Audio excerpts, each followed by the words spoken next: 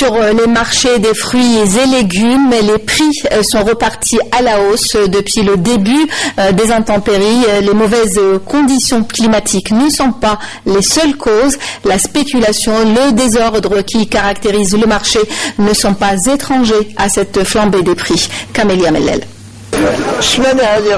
En cette semaine d'intempéries, les prix des produits ont vraiment augmenté. Les prix connaissent une légère hausse. Avec ce mauvais temps, c'est difficile pour les agriculteurs d'accéder à leurs terres. J'ai acheté 2 kilos d'artichauts, un demi-kilo de navets et de carottes pour 500 dinars. À chaque manifestation de la nature, c'est le même scénario qui se répète. Cette flambée vient s'ajouter aux nombreux désagréments engendrés par les dernières intempéries qui touchent plusieurs régions du pays.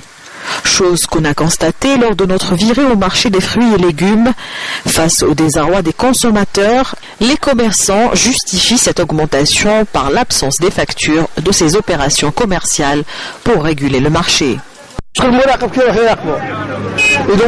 le contrôleur passe, il demande bien sûr la facture, justifiant les prix exacts des fruits et légumes. Mais sans facture, le commerçant met des prix de façon unilatérale.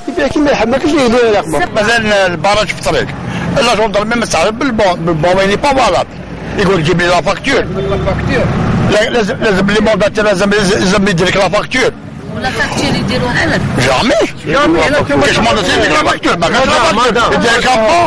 Madame, le problème.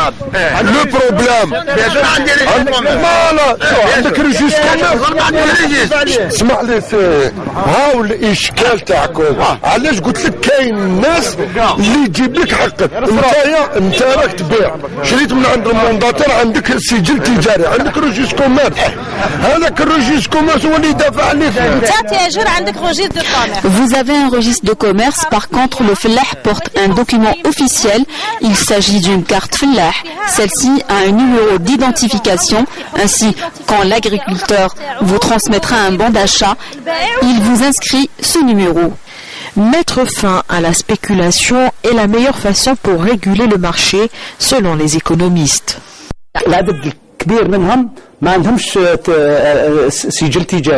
La plupart d'entre eux n'ont pas de registre de commerce. Ainsi, ils ne sont pas déclarés à la CNAS et ils ne s'acquittent pas de leurs impôts.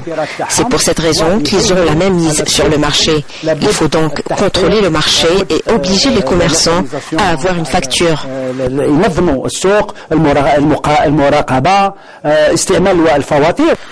En attendant, les ménages portent leur mal en patience et espèrent un redon rapide de cette situation pour pouvoir enfin s'approvisionner en fruits et légumes sans se ruiner.